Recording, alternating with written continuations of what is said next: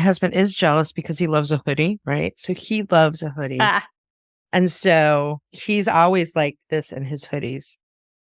Like when we travel and he's on the plane, he's trying to sleep, he's got the hoodie. I'm like, you look like the Unabomber. He's like, stop saying that.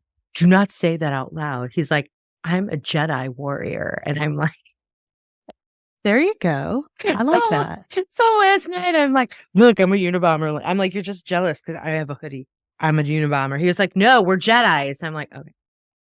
I like that. I think Jedis is a good choice. There needs to be more female Jedis. Exactly. All right, let's do this thing.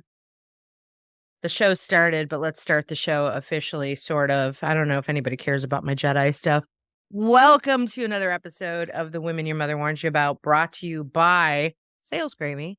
I'm Gina Tremarco, Master Sales Trainer and Director of Coaching at Sales Gravy, and a renegade. Bet you want to know what that means? Ping me and ask me. I just thought I would say it because I'm wearing my renegade hoodie. Back in the saddle is recovering co-host Rachel Pitts. I gotta have a designation because there's the recovering co-host Rachel and the fractional co-host Jeff, who is not here. So we have Rachel in the house. Welcome back. It's so good to see you live, if you know what I mean. Thank you. Right? Yeah, exactly. I do. I'm super happy to be here in my newest evolution. I was thinking last night before I went to bed that I've been so many things within Women Your Mother Warns You About. And yes, you have. You know, and even before then. Yeah, I've been so many things. And some people might look at that as wandering or like a flaw. I look at it as it's just part of my journey. And I am so lit the fuck up by what I'm working on and how I'm evolving right now that I feel like I definitely, you know how we say, you can say things and you don't really embody them. You say that everything that you've learned leads you up to where you are now. I definitely believe that everything that I have learned and experienced was a necessary part of leading me to where I am right now. And I'm just so excited. It's a wonderful thing to be so excited every day when I get up, and I can't wait to get into my studies and my material and talk to people about what I'm into. And I embody it. I live it. I practice it. I write about it. I talk about it. And I just am so excited about this next phase of my life. And when I turned 47 this year, there was this real turning point for me where I realized that I might live 47 more years if I'm lucky, because then it doesn't even make me super duper old in today's world. And like in the 47 years leading up to now, I've learned some things, but I've got the opportunity to learn like a whole bunch more things because I now know how much there is to learn. And like, to be honest, kind of like in my 20s and 30s, I didn't really want to learn anything. I was just busy like partying and doing whatever and trying to figure it out. Right. Yeah. And now, like, I literally have read 37 books this year so far. God. And that includes audiobooks that I listen to on fast forward. But like just learning and growing and expanding and revisiting all the things, especially a lot of the things Gina has taught me, has been helpful. And building a new business. Well, just building a new business. And there's so many things like. Oh, by the way, I hope you don't mind in my Marco Polos. I'm like, okay, here's the next thing you need to be. I'm like, oh God, I love it. I'm like, I just went into coaching mode. I accept your coaching and I will be coming to you for more coaching. So please hit me with the coaching because I really want to do this right this time. And I have the opportunity in my life to go slowly into this new process, which, if you are curious, is I am shifting into being a human optimization coach, which is a space where I help high performers, athletes, high performing salespeople find that extra competitive edge that they really are seeking. And I use certain modalities, including breathwork and mental management, which we've talked about before. Mm-hmm. The funny thing is this. So think about it this way.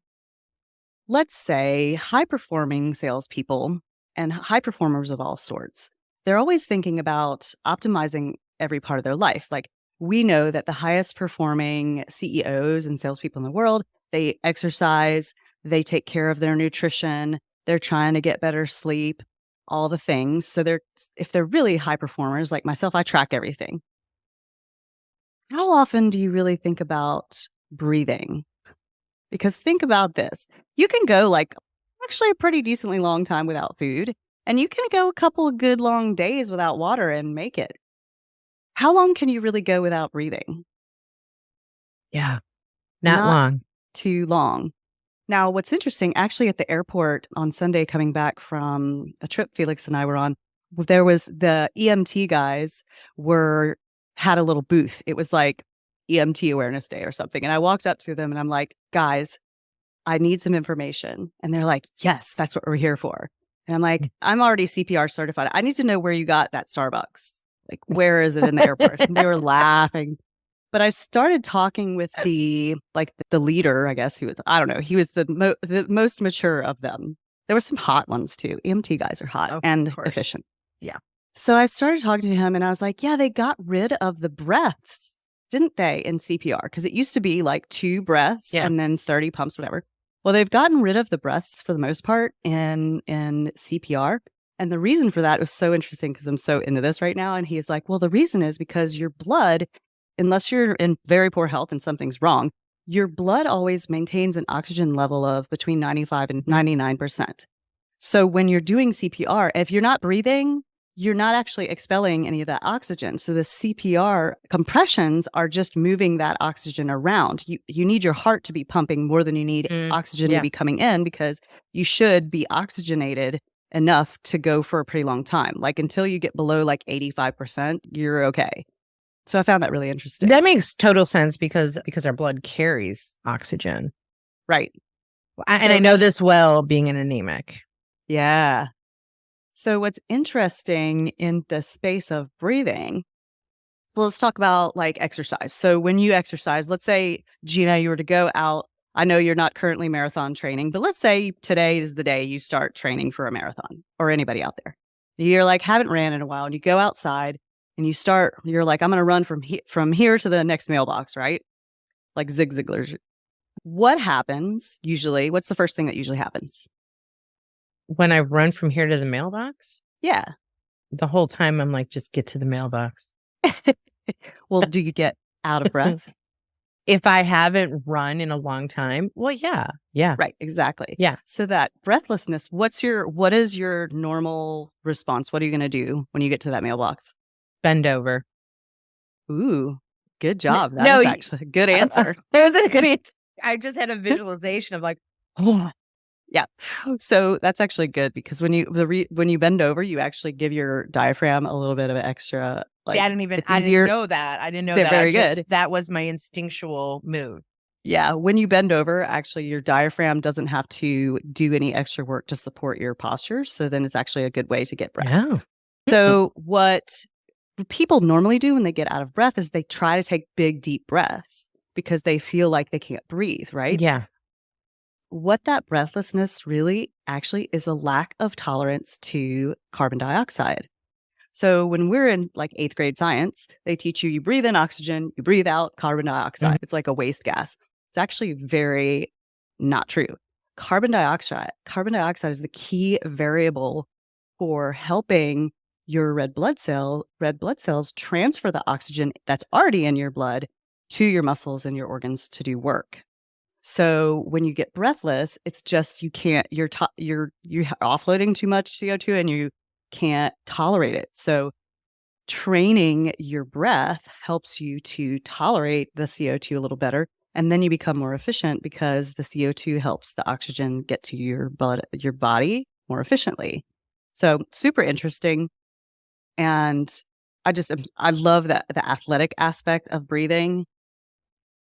But there's so much more to it. Well, and the athletic part too goes like all of this really starts to fit together of everything that we talk about, like the coaching. If you have an athletic kind of mindset, I don't know if that's the right thing to say. Like I coach a lot of people who were college athletes. It's the winner's mindset, really. Yeah, there it is. It's a winner's mindset. And they are accustomed to being coached in a sport, and now being coached in their profession. And then that the whole oxygen thing plays such a part in that. All of this is really intertwined, which I find fascinating. And as I don't know if people know this, Rachel and I Marco Polo each other a lot. It's like how we talk to each other. It's funny too, because sometimes we Marco Polo each other and we're like both live watching each other, but we're actually not live talking to each other.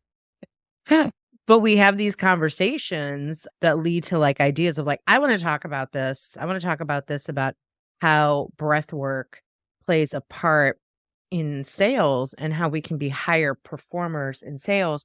But on top of that, you got me into this. You sent me this movie to watch about trauma because it was something that came up in the work that you're doing with breath work.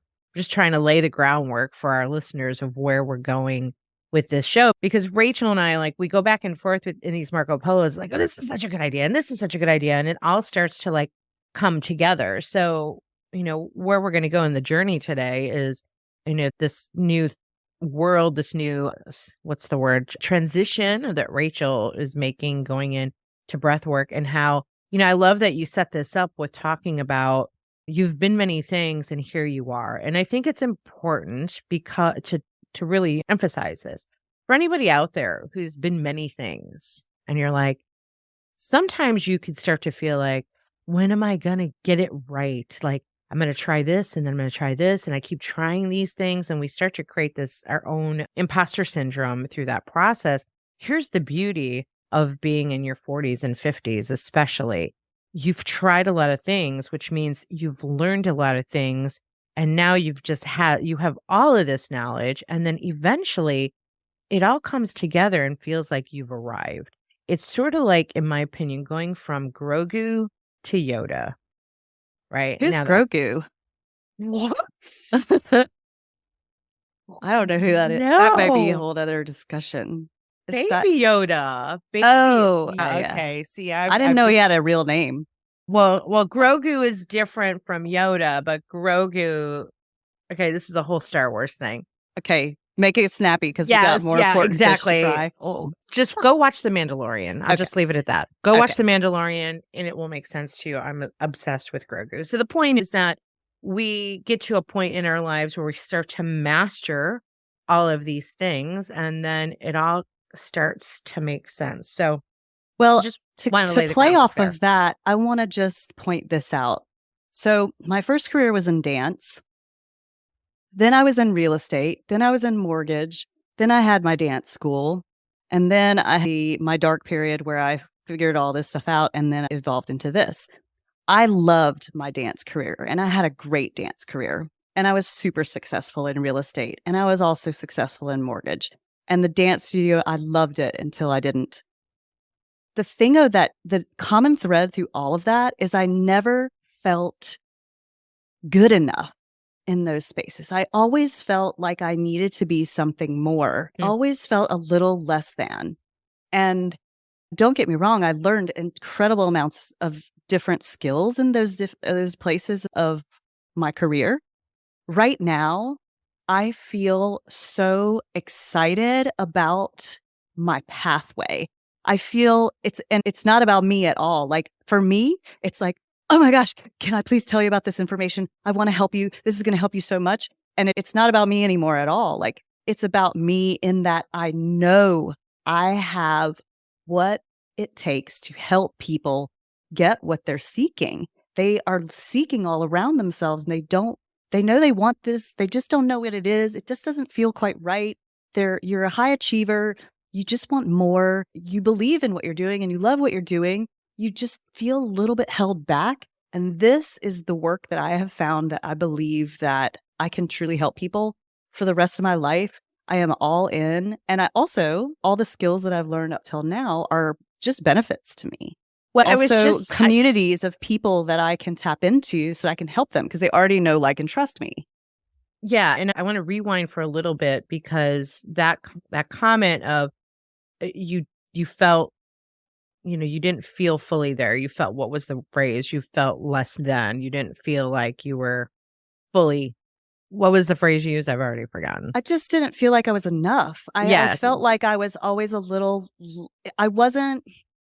had this ideal of like what I wanted to be and who I wanted to be. And I just never felt like I got there, even though I was there.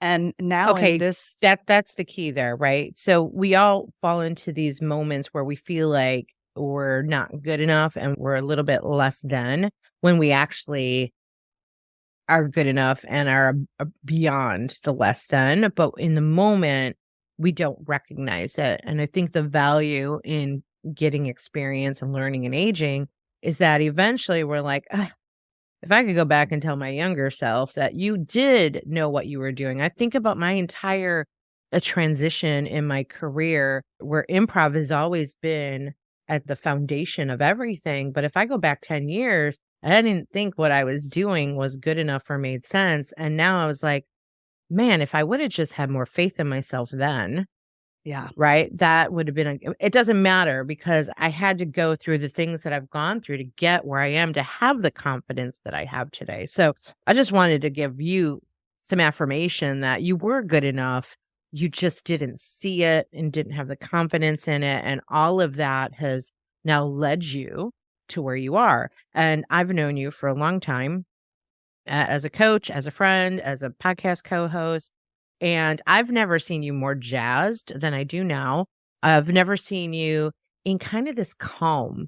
You're still like hyped up, but you're more zen and woo than you've ever been I'm because you definitely used to be more like woo. like literally a year ago, I got married. We're shy a couple days, but you were like not in a good place, and you were like a locomotion, like, I was sort of afraid in the moment with Mhm. you because you were just not in the best place, and now, like, you've found this path, and you are this just new you're just in a new place, and I think it's exciting. I'm excited for you. I'm excited because I got some ideas. We're not gonna talk about them today on the show, but I'm super jazzed about how the work that you're doing can help high performers, and I also like us to touch on the trauma stuff that Yeah. you turned me on to this movie that literally I'm still having these, like, aha Oh my moments gosh. from I have watching that shared that movie. with so many people, but we're going to just not tell them what it is yet Yeah, because let's start with this. yeah. So, breathing is the only autonomic function in our body that it's automatic. Your body is going to breathe for you when you're not thinking about it. And we also have control over this function. So, most people, unless you're a super evolved yogi, that you can't just like decide to control your heart rate, right? And yet you can in a way. Breathing, you can control. So, tapping into a lot of the things that I've always been fascinated with Jeb's explanation of the amygdala and the fight or flight response. So, I'm not going to go too deep into the science of it. And I'm like the most nerdiest person about the brain science and breathing science right now. But on the simple level, your body is always trying to go into homeostasis, which means balance. When you breathe in, you're going into sympathetic fight or flight. When you breathe out, you're shifting into parasympathetic. So when you are stressed and your amygdala is lit up, you're breathing, generally, you're doing a lot more inhale. You're breathe like hyperventilating a little bit and you're panicking and you're holding your breath, which breath holds have their place, but purposefully being in that sympathetic state has all kinds of issues, as we know, and you can read about it in any one of Jeb's books, where you're in fight or flight, your adrenaline's pumping, all the blood flows out of your brain to your limbs, so you can run away from the dinosaur. All this stuff, which was crucial when we were running away from the dinosaur. The problem is that nowadays there's the stress. The stress is so high for everyone. Whether you're a stay-at-home mom or a high-performing salesperson or an athlete, the levels are so high. You wake up in the morning, you look in the mirror, you're already stressed out if you look too fat or too old or this or that, your teeth are crooked, you need Botox or whatever. Then your phone is going off. There's already 100 emails. There's the stress of getting your kids to school on time. There's the stress of being on time. There's the stress of traffic. There's the political unrest. There's all this stuff going on. There's global warming. Like all of it compounds and places most people in that sympathetic stressor all the time. And it's not a good place to be. for a lot of reasons, for health reasons. And also just again, if you just think about the very simple fact of the blood flows out of your brain, you're not going to be able to think as clearly and make as good of decisions. I don't know if that's proper grammar, but whatever. The best decisions. There we go. Thank you. So the quickest way to calm yourself down is to extend the exhale. So let's try that just for a second. Just really quick breathing exercise. Everybody place your hand on your chest, right hand on your chest, left hand on your stomach. Left hand on your stomach. There you go. Now, just notice for just a second, where is your breath going? Just notice. This is breath awareness. It's the first thing you want to try to add into your day is just, where is the breath going right now? Just by having breath awareness, you're getting out of your mind and you're getting down into your body. Ideally, in order to downregulate and calm yourself down and to get focused, you want to place your breath down into your belly. That's where your diaphragm is working. And nice long exhales. One more time, because I know you need it. Big inhale into your belly. Exhale. So that's a really good place to start, is just just check in with yourself when you're breathing. If you're feeling anxiety or panic, just extend the exhale. So you can the box breathing thing is a really good one for focus. That's a 4-count breath in, a 4-count hold, a 4-count exhale, a 4-count hold. Box breathing is like your typical easy, the Navy SEALs use it, all that. Another way is just to extend that exhale. So breathe in for 4 counts, exhale for 8 to 10 counts. That's going to immediately pull you into parasympathetic. I have this really nifty little tool. It's called a Komosu shift. It's the bombest thing ever, especially in traffic. It just kind of extends your exhale. And when I breathe out into it, I can literally feel my shoulders just like. Explain why it's good in traffic.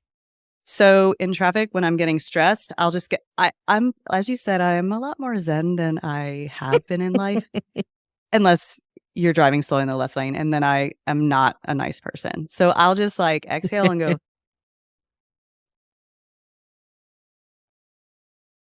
And it just slows your breath down. I can give you the link to a little discount code. Oh, yeah. Let's really put that in the show notes. It's just, for me, even though I'm working in breathwork, having this around my neck is just a really great reminder that I have a tool that can calm me down instantly.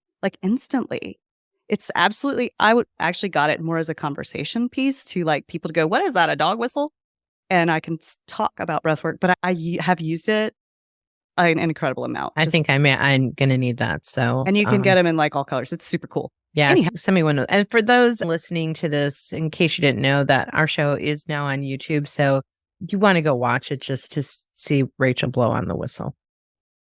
Blow the whistle. Hey, yeah. Hey. So there's the really cool thing, I think probably the coolest thing about the breath is you can downregulate, which is what a lot of us need to calm down and shift into the parasympathetic. You can also upregulate if you're getting ready to, if Gina, you're getting ready to present a class, you don't want to downregulate too much because you want to be peppy and energetic. Yeah. And so there's upregulation techniques as well that you can kind of energize yourself. And really? Okay. So, yeah. So we can use breath to actually pump us up, not just calm us down.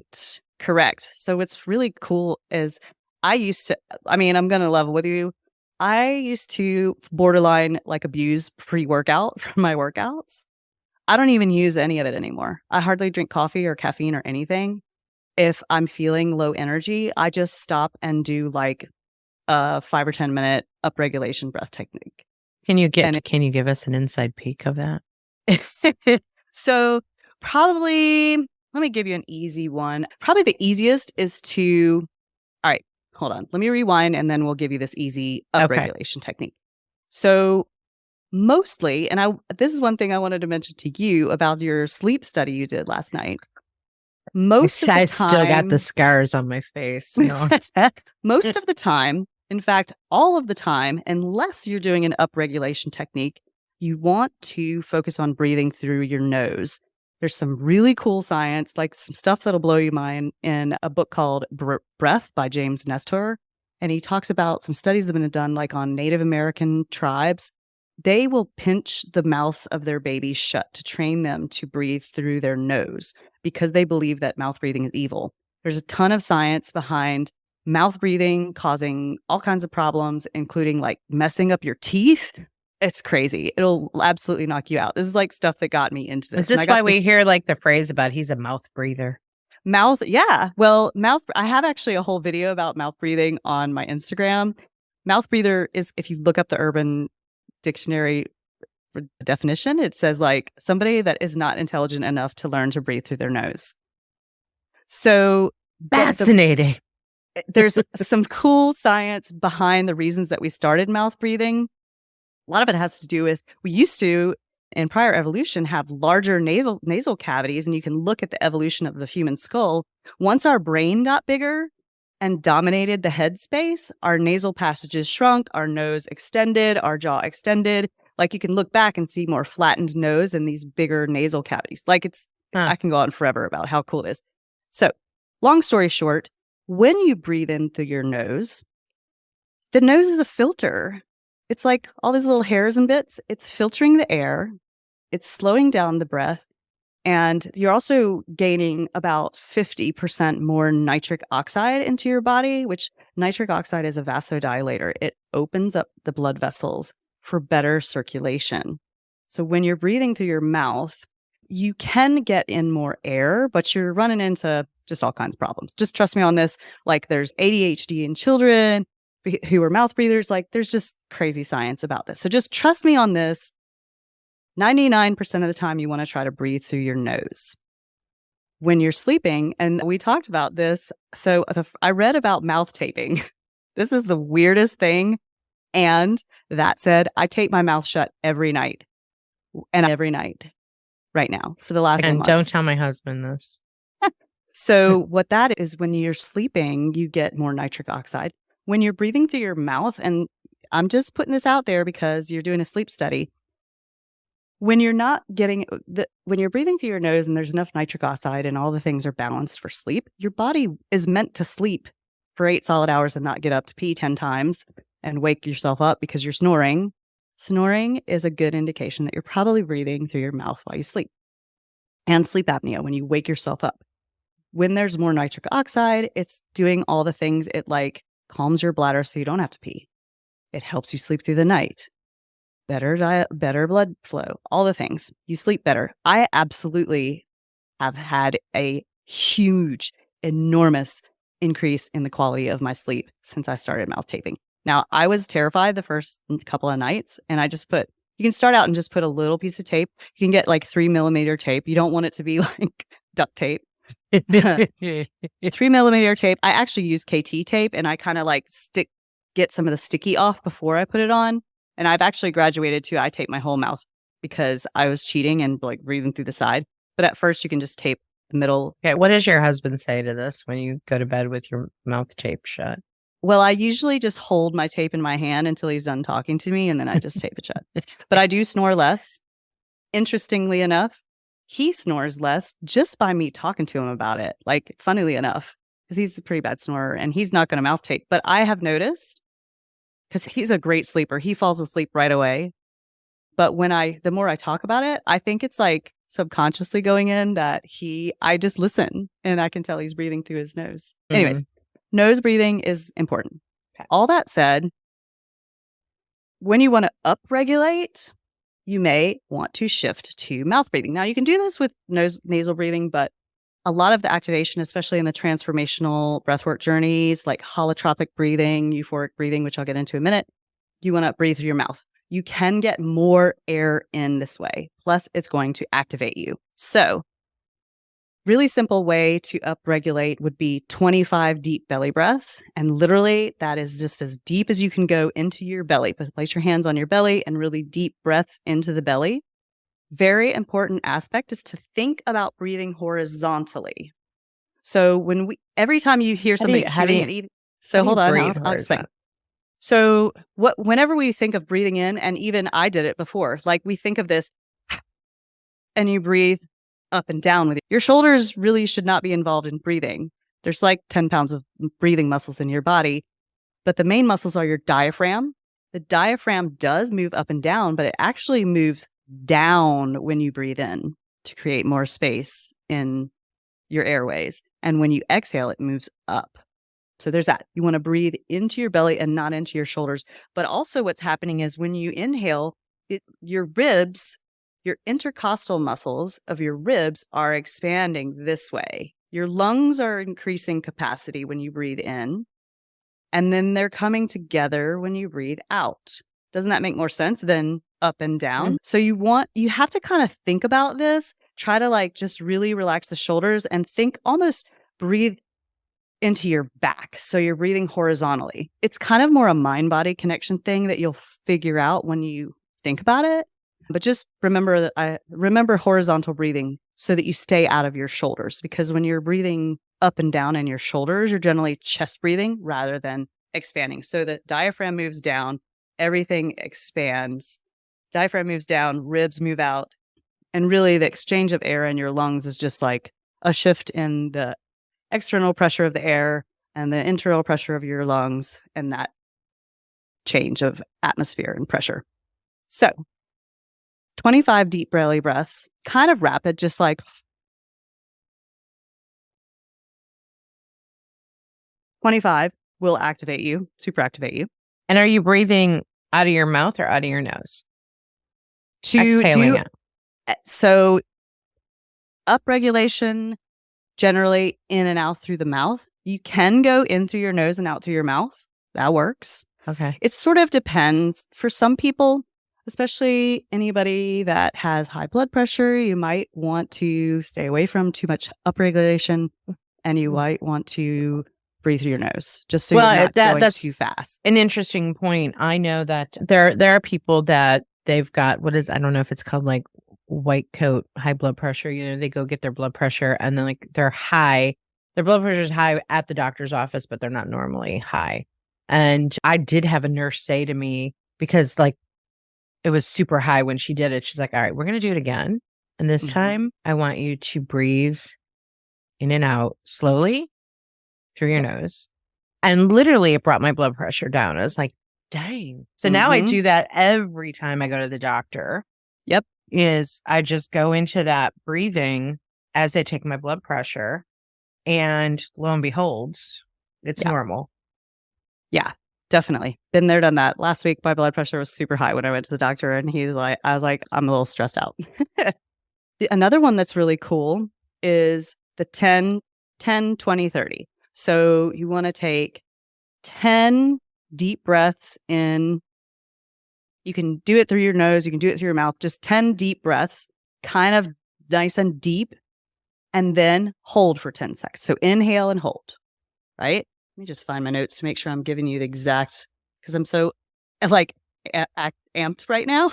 I want to make sure that I give you all the proper on the 10, 20, 30. Because the 10, 20, 30 is really cool because it also employs a breath hold, which increases that tolerance for CO2, which we want. So you want to breathe 10 breaths and then inhale. And on your inhale, hold for 10 seconds. So 10 deep breaths, hold for 10 seconds on your inhale, then exhale, then go to 20 deep breaths, hold for 20 seconds on your inhale.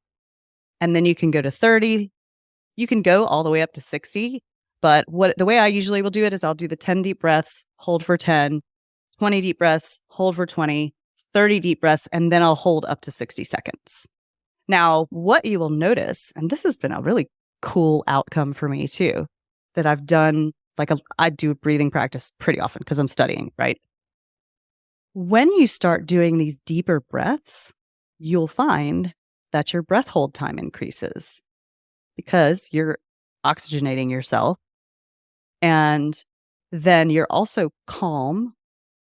And then you can hold your breath longer. I think that my longest breath hold so far has been like 3.5 minutes. And when I did that, I was like, what the F? Holy, like, if you'd have told me a year ago that I would be able to hold my breath ever for 3.5 minutes, I'd be like, no. But the truth is, when you're onloading enough oxygen, your body's like, cool, as long as you're just chill. But the main thing about activation techniques is it takes you out of your head for a minute and gets you in your body and gets that blood kind of flowing. Then there's also balancing breaths. So there's down regulation, up regulation, balancing. The balancing stuff is something you might want to do before you go into an intense period of studying, before you go into a presentation where you want to be calm and focused, just something where you need to get balanced. You might want to do it. You might either want to upregulate before a sales call block, or you might want to balance so you're not too jacked up. It just depends on how you know thyself, right? So the balancing techniques. The balancing could be during your actual sales presentation. Right. So you'll notice sometimes when you see a really effective speaker who's commanding the stage, generally they take some pauses and they're just comfortable in the pause. And you can do that too, just with an exhale. And one thing they teach in Toastmasters is if you're a kind of person, just substitute a pause and a breath. The audience doesn't even notice. It gives them time to process. It's interesting because we teach that in improv, the silence part. The audience actually leans in. If you just stop talking and just stand there, all of a sudden you've gained the focus of the audience by doing literally nothing. Yeah. I think I've always said that nothing is the hardest thing you can do on stage and the most effective. So let's talk about how can we use this as high performers? What are your thoughts on that from a sales performance perspective? From a sales performance perspective, you want to figure out what you need in the moment. So do you need to downregulate because something just happened that caused you so much stress and anxiety that you know that this is going to come across the phone, across the table to the prospect you're speaking to? Sometimes you need to downregulate. Sometimes you need to upregulate to get yourself jacked up and motivated if you're having kind of a down lull in your day and you know you have a sales call block you need to take care of. Sometimes you need to just balance to feel more focused and get back to your center of what you need to be doing. The key is to remember that there's this thing called co-regulation that we do with people. And I didn't get to it because we shifted gears, but the best thing you can do for co-regulation is resonant breath. And it's just a slow 5-count breath in through the nose, a slow 5-count breath out through the nose or mouth. This, and you can look up heartmath.org if you want to really have your brain melt. What is it? Heartmath.org. So these guys are mega scientists that studied co-regulation of people. You walk in a room sometimes, or let's say someone else walks into a room and you're like, ugh, their vibes are totally not good, right? So there's this crazy interesting science that your brain actually puts out a magnetic field of only a few inches around your head. Your heart puts out, and this is not your aura, it's not woo, this is measurable science. Your heart puts out a magnetic field of about 3 feet around you. That can affect others, measured by science. Check out the HeartMath guys. They're like neuroscientists, brain scientists. They're super crazy. It's so good. So, and people can feel it across the phone. You know, when you're talking to somebody and they're saying one thing and you're getting just another vibe and you're like, it just doesn't seem to. Yeah, something's off. Something's off.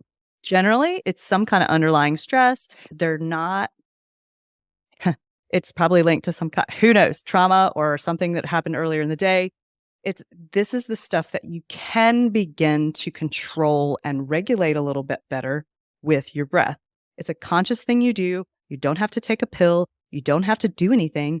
Just sit and be still and breathe.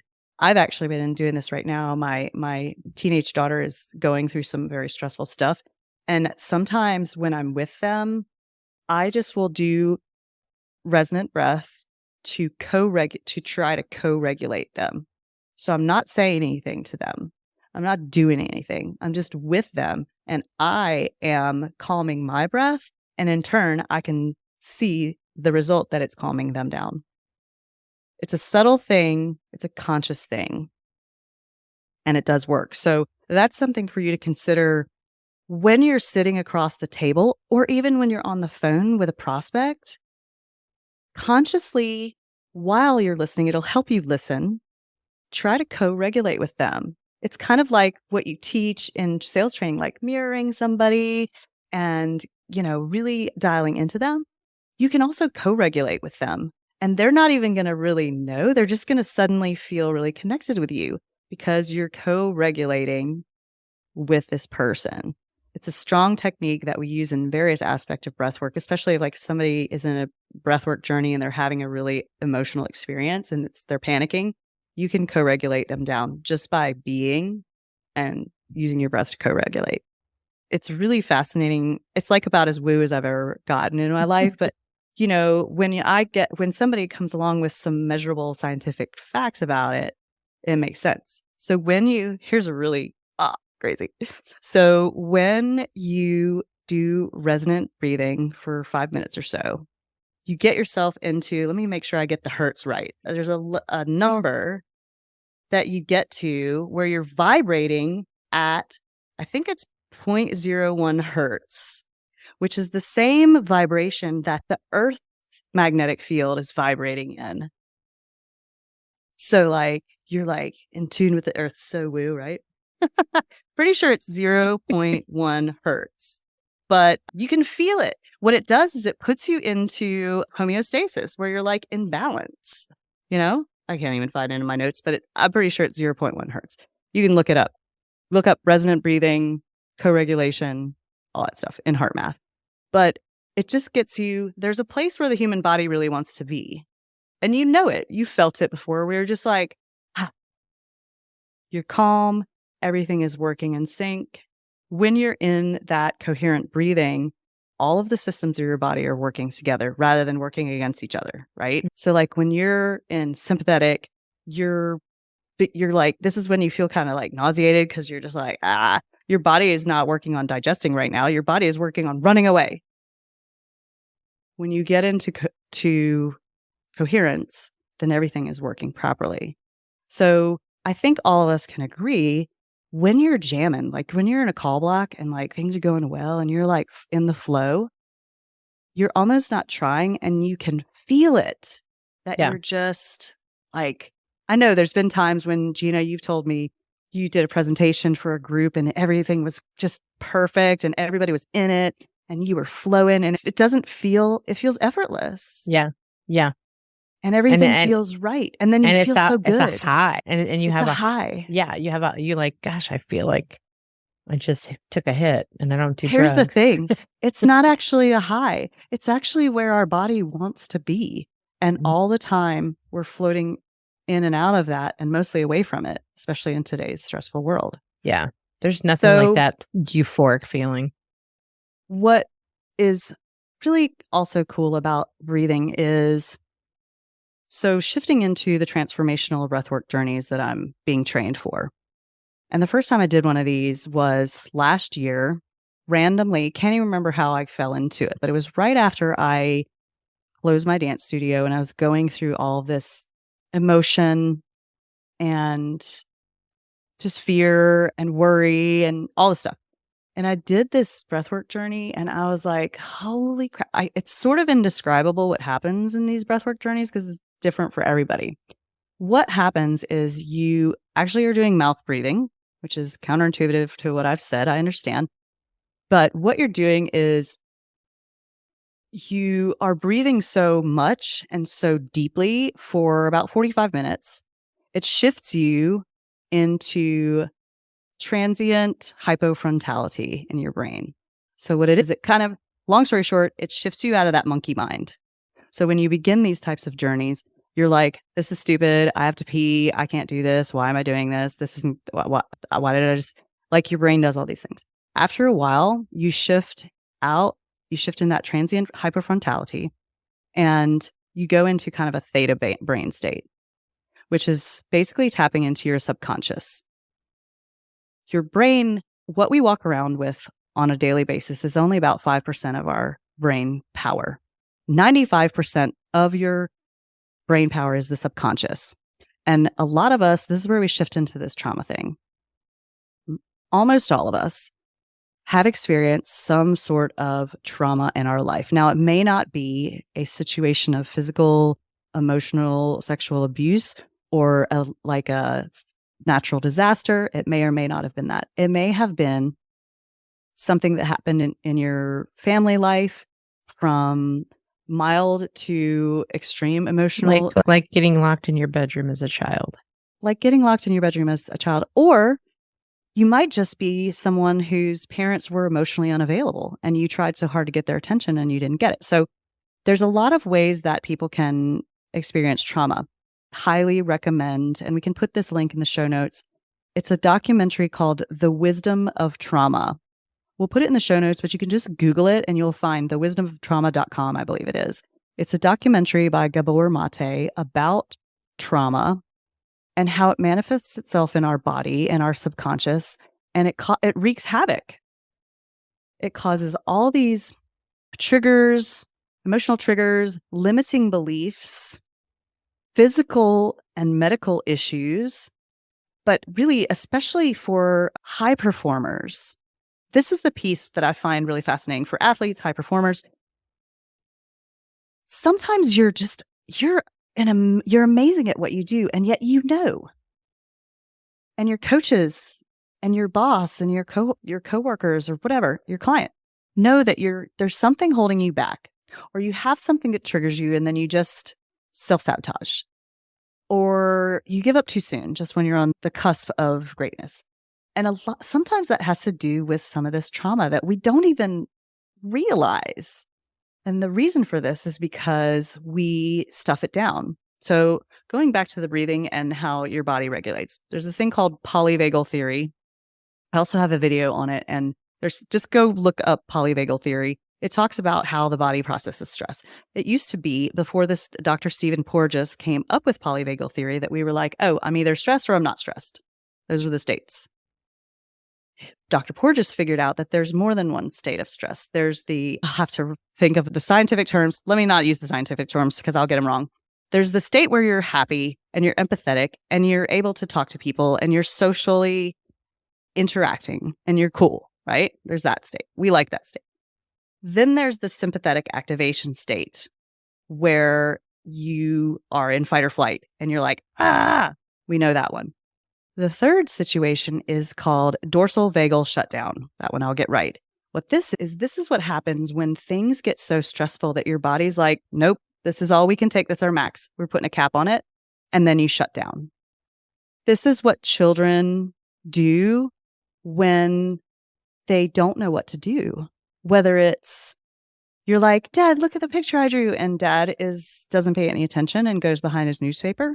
Whether it's your mom locks you in the bedroom, whether it's your parent is beating you, whatever it is, for the most part, it's too much for a kid to handle, and sometimes for adults. I was just going to say, this is what we're getting into. This goes into adulthood because you didn't learn how to deal with it as a child. Right. And it's a protection mechanism because the body just can't handle that kind of stress, and the mind. And sometimes it's just like you don't know how to process it. And we do this. We have something really huge happen and we just can't deal with it and we stuff it.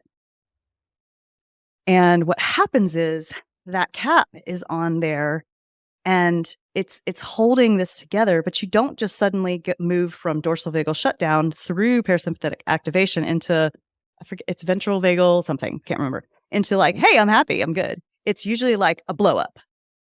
So when we stuff all this stuff down, it's not that it goes away. Trauma latches itself into the body and stays there, and it repeats and repeats.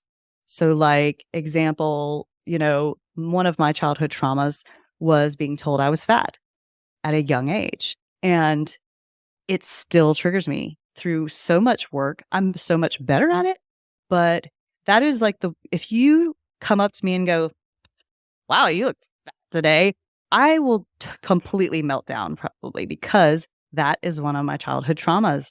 And a lot of time, and the thing about trauma that Gabor Mate talks about in his documentary and his work When we're responding to triggers for our trauma, we're not actually responding to what's happening right now. We're responding to what happened to us back then. And trauma is not actually what happened. It's what happens within the body as a result of what happened. So he has this great line. It's not what happens to the child that causes trauma. It's when the child is left alone with that hurt. Yeah. That was my biggest takeaway from that. It is the fact that you are alone in it. Yeah. And so that's one powerful part about the somatic healing of breath work is, like, example, you can go to therapy for years and talk about what happened to you. Sometimes you don't even really remember what happened to you or realize because you've stuffed it down so deep. And Gina and I have been talking a lot about this, and both of us have been like, I didn't even think about this I've never told anybody that.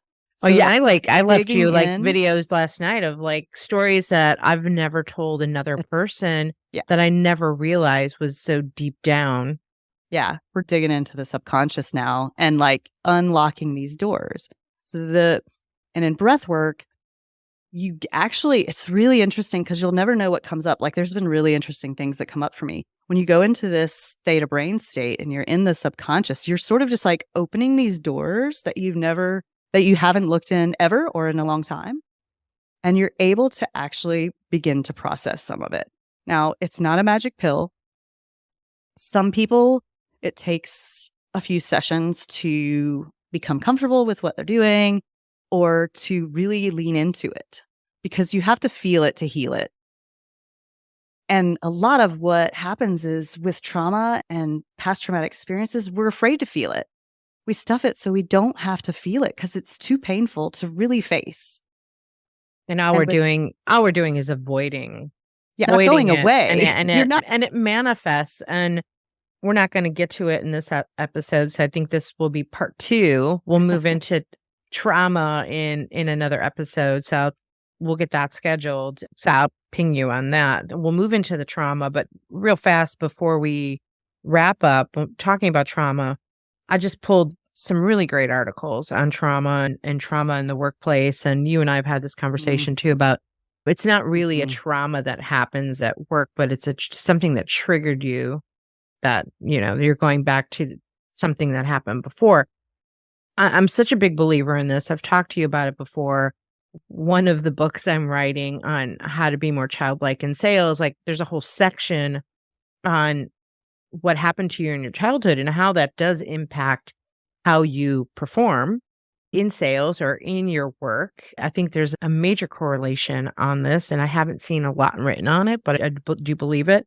But one of the articles I pulled says trauma can be expressed on the job as absenteeism, increased distraction, task avoidance, accidents, loss of motivation, irritability with coworkers, and increased conflict. So I just want to wrap the show with that, as this is what we'll tackle in the next show of what does trauma mean? What do triggers mean? The word triggers are used a lot right now. Some people are actually annoyed by that, but I think it's important to give attention to it. So to move into this, even higher performance, how do you just recognize that you had things that affected you that maybe you get triggered by that are actually impeding your success? And then how do you use the modality of breath work to actually, or even improv? And this was another video I sent you that, the work I do with improv is a modality. It's a tool. Breath work is a tool to help you get to the next level. Because I know that we have to wrap up. Is there anything you want to add to that? And then we'll pick up on the next episode and start talking about trauma and breath work. Yeah. So if you noticed any of those things that Gina mentioned that sounds like you, if there's things that make you lose your cool, especially in a work environment, then you might want to start just looking a little bit into that so that you can help improve your performance. If you are looking for more information about upregulation, downregulation, balancing techniques, or if you would like to try a transformational breathwork journey, reach out to me. I would love to share this work with you and figure out how I can help you on your journey to attack these limiting beliefs and optimize your performance. And real fast, you had mentioned that you had done a breathwork journey back during the whole dance school scenario. How did you end up doing a breathwork journey? Like, where did that come from? Like, how did this all start? Well, I actually I now remember now, it was an Instagram ad about this breathwork journey. And I was like, let me check this out. I don't know what this is. And so I tried it, and then it was amazing. And then I came back to it after I had processed a little bit more of my, emotions of the dance studio. And when I came back to it the second time, I literally did this journey that I was saying on the surface that I was believed that this whole scenario with the studio was a good thing and all this thing. But the truth was I was having nightmares. I was having anxiety about running into people. I was super stressed. And I took one breathwork journey and all of that went away. Like it's gone. I'm completely, totally good with talking to any of those people about it and anything about it. It's just one of those modalities that can help you just let go of some stuff. Okay. A lot of what we are doing is via Zoom. So it doesn't matter where you are in the world. I can lead you on a breathwork journey, and you can do it in the safety of your own home. And it is 100% safe. I'll be doing one, and we can talk about that on another episode. Yep, we should do one before the next episode. Yeah. And then we can delve deeper into the trauma thing, because it's just I think there's millions and millions of traumatized people walking around in the world that could have a heightened experience of life in general if they were able to integrate their past trauma into their journey of their life. Yeah, I think I could be wrong. I don't think there's any scientific evidence on this, but I think just about everybody has experienced some type of trauma in their life, and they either dealt with it or not. I know that. Here's a big bomb. Everybody was born, and there's trauma connected to the birth. There we go. Of every human. Everybody has had trauma. And I know that you've talked to your husband about this, and I've started to talk to my husband about it. And he's like, I've never had any trauma. I'm like, okay, we will table that for another time. Yeah. So, just use this phrase, generational trauma. We'll get into that next time too. Yep, exactly. Awesome. Well, we got to wrap up. Thanks for being here to talk about this. I can't wait to dive into the trauma aspect. Again, we will put this in the show notes. Rachel, real quick, how can people reach out to you to start exploring this? I am most easily found on Instagram or Facebook, Ultra Fit Lifestyle, or you can send me an email, yourultrafitlifestyle@gmail.com. Okay, great. So reach out to Rachel for that. We'll put stuff in the show notes on it. Thank you for listening to this episode of The Women Your Mother Warned You About, brought to you by Sales Gravy. And another way to get past some sales trauma in your life is to go up level at Sales Gravy University, where we offer 250 plus courses at this point. At this point of the year, we've added 60 some courses alone this year to our catalog, both on demand and live. Of course, some courses created and taught by me as well. So check that out, salesgravy.university, and you can find The Women Your Mother Warned You About all over social media. And we'll see you on the next show. Check us out on YouTube. Bye, everybody. Bye, Warners.